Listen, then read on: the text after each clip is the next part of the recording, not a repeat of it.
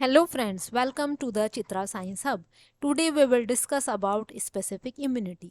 सबसे पहले हम देखते हैं स्पेसिफिक इम्यूनिटी है क्या। Specific immunity it is a type of immunity that a host develop after encounter with antigen. एक एंटीजन से एनकाउंटर होने के बाद जो इम्यूनिटी डेवलप होती है उसे हम स्पेसिफिक इम्यूनिटी कहते हैं। तो एंटीजन से एनकाउंटर होने के बाद हमारी जो इम्यून सेल्स हैं वो या तो एंटीबॉडीज़ बनाती हैं या आपकी एक्टिवेटेड टी लिम्फोसाइट्स बनाती हैं जो उस एंटीजन से इंटरेक्ट करके उसका क्लियरेंस कराते हैं। तो स्पेसिफिक इम्यूनिटी वो इम्यूनिटी है जो होस्ट डेवलप करता है after exposure to a suitable antigen और आफ्टर ट्रांसफर ऑफ एंटीबॉडीज़ और lymphocytes from a immune donor. Donor वो है जो आपकी बनी बनाई एंटीबॉडीज़ आपको देगा और जो लेगा उसे हम एक्सेप्टर्स कहते हैं। स्पेसिफिक इम्यूनिटी को हम एडेप्टिव इम्यूनिटी भी कहते हैं और एक्वायर्ड इम्यूनिटी भी कहते हैं। स्पेसिफिक इम्यूनिटी इसलिए स्पेसिफिक है कि ये जिस ऑर्गेनिज्म के अगेंस्ट इवोक होगी उसी ऑर्गेनिज्म से ये लड़ती है, इसलिए इसे हम स्पेसिफिक इम्यूनिटी कहते हैं। अब हम देखते हैं स्पेसिफिक इम्यूनिटी कितने तरह की होती है। स्पेसिफिक इम्यूनिटी हमें या तो नेचुरली मिलती है या हमें आर्टिफिशियली मिलती है। नेचुरली एक्वायर्ड इम्यूनिटी और आर्टिफिशियली एक्वायर्ड इम्यूनिटी क्या होती है हम देखते हैं अब आगे। नेचुरली एक्वायर्ड इम्यूनिटी या तो हमें एक्टिवली अवेलेबल होती है या पैसिवली जो है हम इसे डेवलप करते हैं। एक्टिवली कैसे? एक्टिव से मतलब है जहाँ पर आपकी इम्यून सेल्स रोल प्ले करेंगी, वो एंटीजन से इंटरेक्ट करेंगी, एक्टिव होंगी और एंटीबॉडीज़ बनाएंगी। पैसिव में क्या है, आपकी इम्यून सेल्स कोई रोल प्ले नहीं कर रही और हम किसी दूसरे इंडिविजुअल के अंदर एंटीबॉडीज़ बना के आपको दे रहे हैं। नेचुरली से मतलब है बाय नेचर आपको ये सब कुछ मिल रहा है, आप इसे खुद नहीं बना रहे, लैब में डेवलप नहीं कर रहे। तो ये इम्यूनिटी कैसे मिलती है?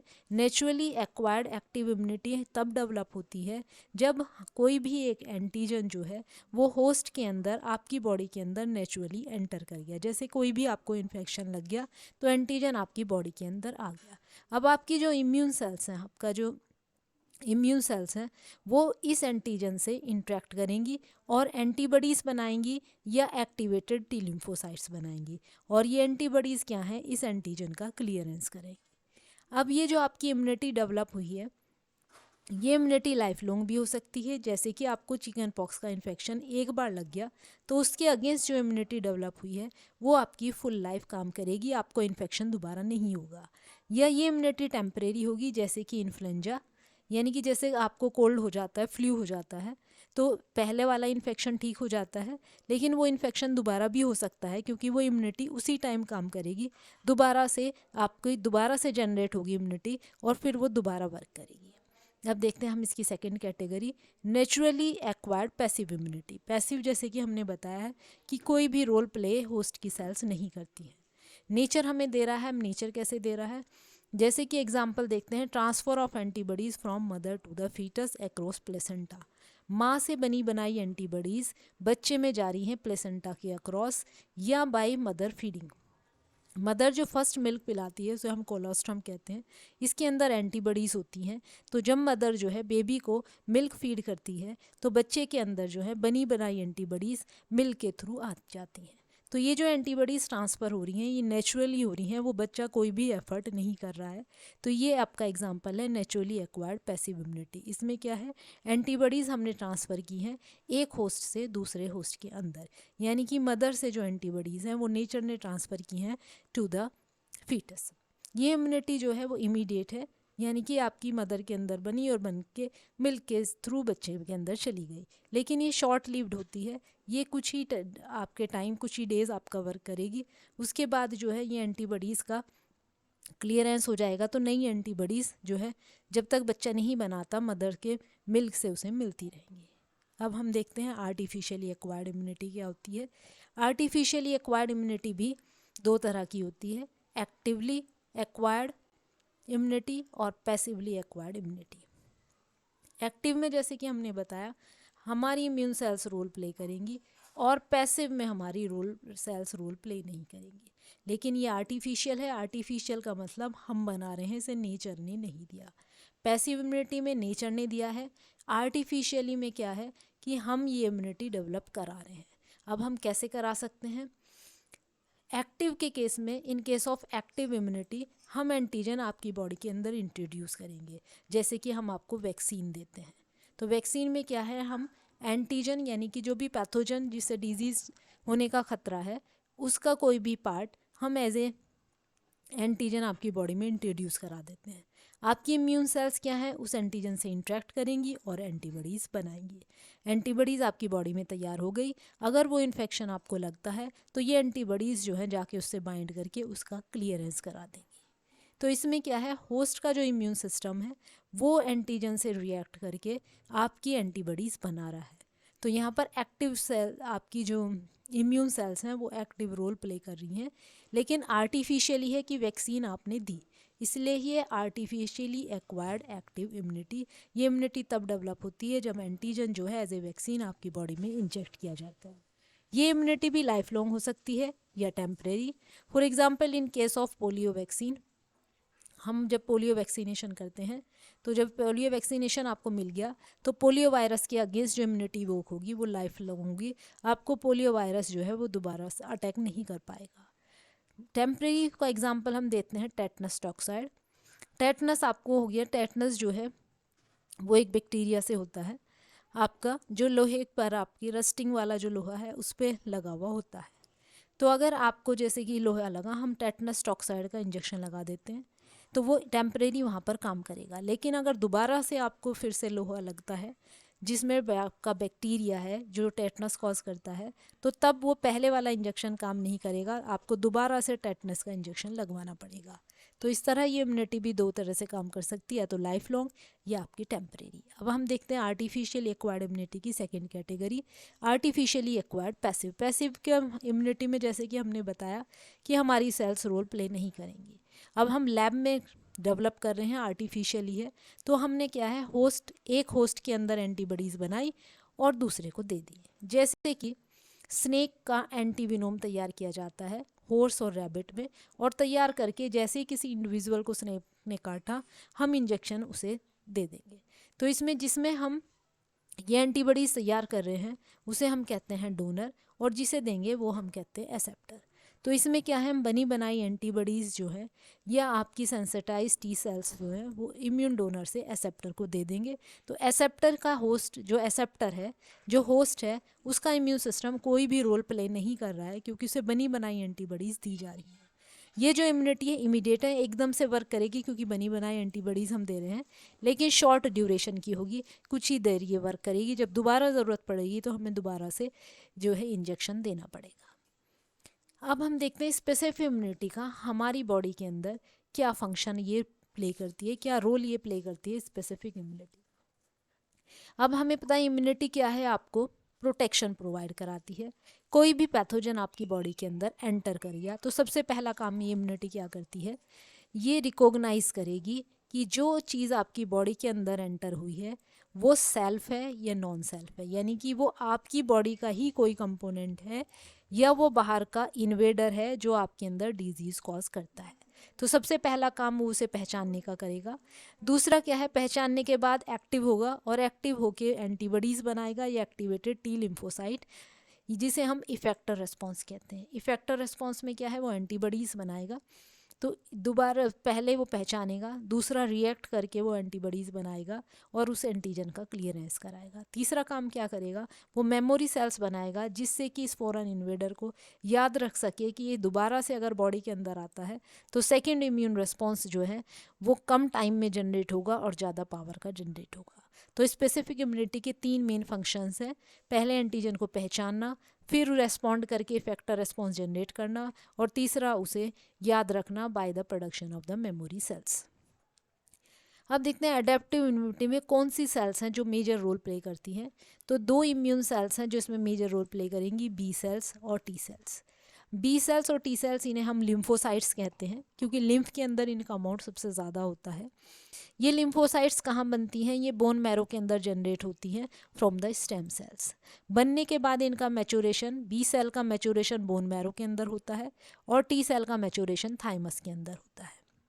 इसीलिए इन्हें हम बी सेल कहेंगे क्योंकि इनका बोन मैरो के अंदर मैचुरेशन होता है, और इन्हें टी सेल कहते हैं क्योंकि इनका टी सेल थाइमस के अंदर मैचुरेशन होता है। मैचुरेशन के दौरान सबसे पहला स्टेप क्या होता है कि ये रिसेप्टर्स एक्सप्रेस करती हैं। एंटीजन स्पेसिफिक का मतलब वो रिसेप्टर्स जिनकी हेल्प से ये एंटीजन से बाइंड करेंगी।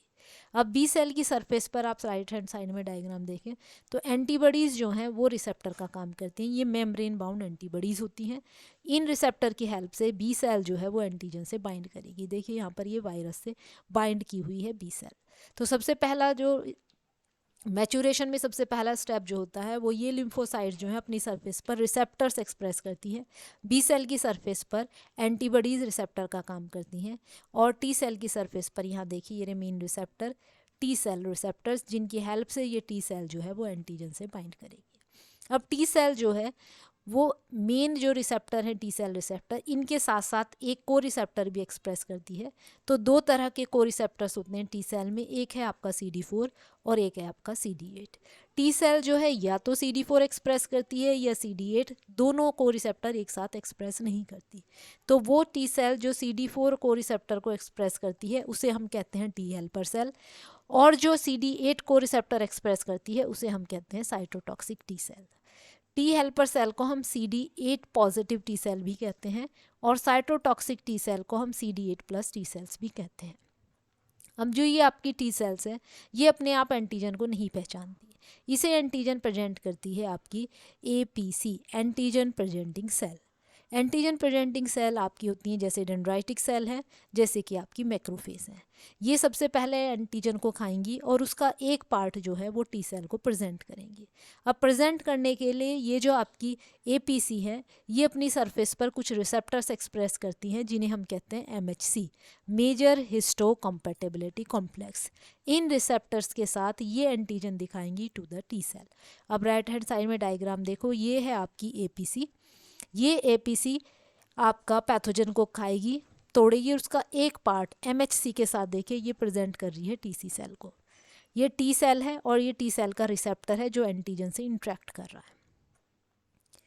अब जो आपकी ये APC हैं ये दो तरह के MHC मॉलिक्यूल एक्सप्रेस करती हैं, एक क्लास 1 MHC मॉलिक्यूल और दूसरा क्लास 2 MHC मॉलिक्यूल।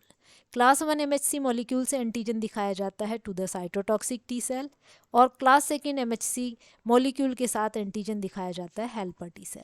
यानी कि हेल्पर टी सेल उस एंटीजन को पहचानेगी जो क्लास 2 MHC के साथ उसे दिखाया जाएगा, और साइटोटॉक्सिक टी सेल उस एंटीजन को पहचानेगी जो क्लास 1 MHC मॉलिक्यूल के साथ दिखाया जाएगा। और इन्हें एंटीजन कौन दिखाता है? APC। बिना APC के ये आपकी टी सेल्स जो है अपने आप एंटीजन को नहीं पहचानती है। अब देखते हैं हम स्पेसिफिक इम्यूनिटी की दो ब्रांच होती हैं, एक को हम कहते हैं ह्यूमोरल इम्यूनिटी और दूसरे को हम कहते हैं cell mediated immunity. Humoral immunity क्यों कहते हैं? इसमें जो मेन काम रोल प्ले करती है वो एंटीबॉडीज है। ह्यूमोरल इम्यूनिटी चलती है बी सेल से और सेल मीडिएटेड इम्यूनिटी चलती है टी सेल से। अब हमें पता है बी सेल जो है एक्टिव होने के बाद लास्ट में क्या बनाती है? एंटीबॉडीज़। और ये एंटीबॉडीज़ कहाँ प्रेजेंट होती हैं? बॉडी फ्लूइड्स, जिसे हम ह्यूमर कहते हैं।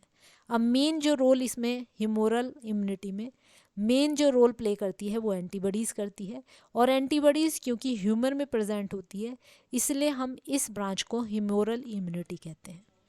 सेल मीडिएटेड इम्यूनिटी का जो ये जो इम्यूनिटी है इसमें जो दो सेल रोल प्ले करती हैं वो है आपकी हेल्पर TC सेल और साइटोटॉक्सिक टी सेल।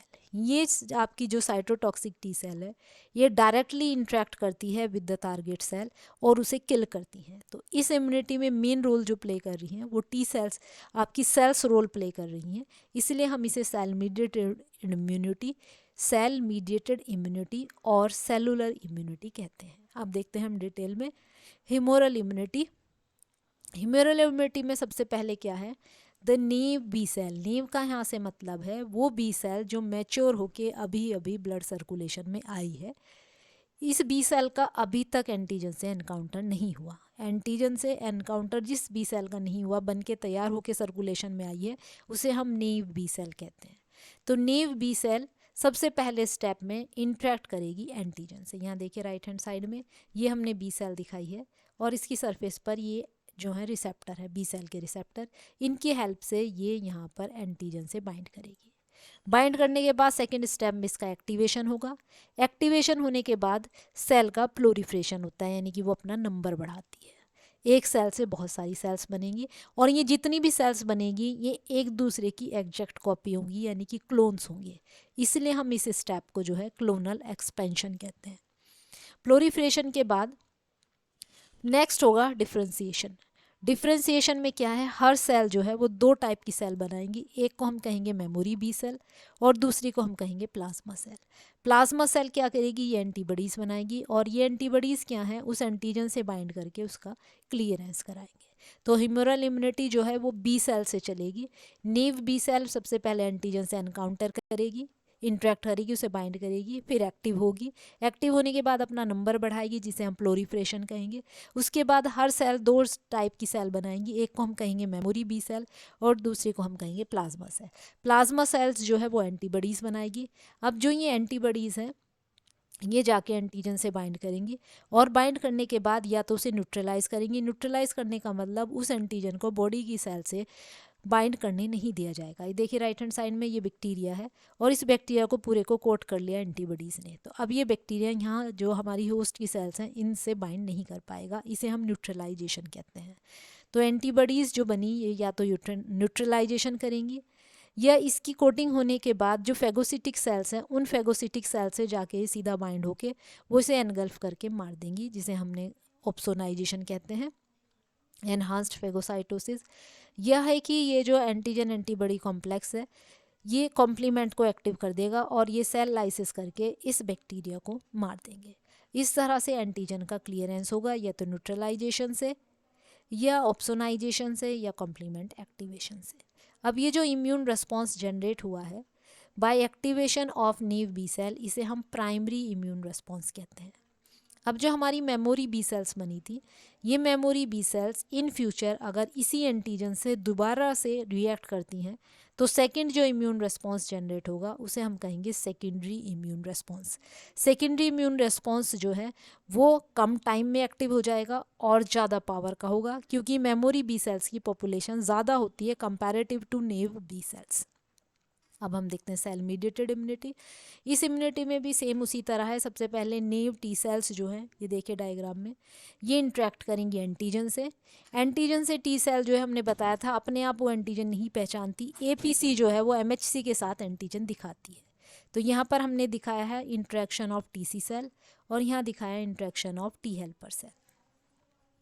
एंटीजन से इंटरेक्ट करने के बाद ये एक्टिव होंगी। एक्टिव होने के बाद टी हेल्पर सेल का काम क्या है, ये साइटोकाइंस रिलीज करती है।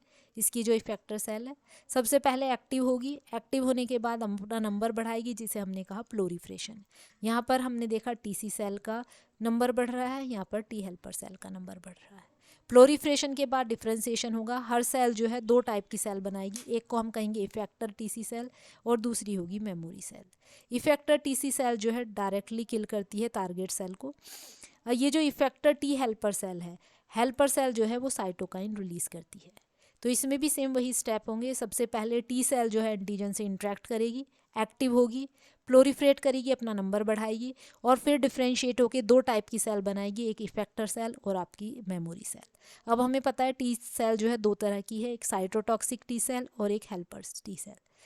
तो जो helper effector T helper cell है वो क्या काम करती है, साइटोकाइंस प्रोड्यूस करेगी। और ये साइटोकाइंस क्या हैं, इन दोनों ब्रांच में काम रोल प्ले करेंगे, ह्यूमोरल में भी और सेल मीडिएटेड में भी।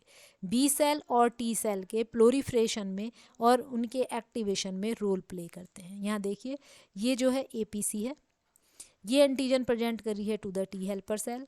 टी हेल्पर सेल एक्टिव हुई, डिफ्रेंशिएट होके इफेक्टर सेल बनाई और इफेक्टर सेल ने ये बनाई साइटोकाइंस। ये साइटोकाइन एक्ट कर रहे हैं दूसरी सेल्स पर, यहाँ देखिए टी सेल्स पर और यहाँ पर बी सेल्स पर। एक्ट करने के बाद क्या है, इनका प्लोरीफ्रेशन हो रहा है और एक्टिवेशन हो रहा है। यहाँ टी हेल्पर सेल नाम से ही पता चल रहा है हेल्पर है, हेल्प करेगी दूसरी सेल्स के एक्टिवेशन में और उनके प्लोरीफ्रेशन में। अब जो साइटोटॉक्सिक टी सेल है, इसकी जो इफेक्टर साइटोटॉक्सिक टी सेल है, इसका काम क्या है, डायरेक्टली किल करना टारगेट सेल को। ये देखिए डेंड्राइटिक सेल है, ये एपीसी है, ये एंटीजन दिखाएगी to the naive T cell. Naive T cell active होगी, प्लोरीफरेट होगी और फिर डिफ्रेंशिएट होगी in effector TC cell. Effector TC cell को हम सीटीएल कहते हैं, साइटोटॉक्सिक टी लिम्फोसाइट। ये डायरेक्टली इंटरेक्ट करेगी विद द टारगेट सेल, चाहे वो कैंसर सेल है या वायरस इन्फेक्टेड सेल है, और सीधा उसे मारेगी। अब मारने के लिए क्या करती है, दो तरह के प्रोटीन जो है वो बाहर रिलीज करेगी। एक को हम कहते हैं ग्रेनाजाइम और दूसरे को हम कहते हैं परफोरिन। परफोरिन का काम क्या है, जो टारगेट सेल है इसकी मेम्ब्रेन के अंदर पोर क्रिएट करना, छेद बना देती है।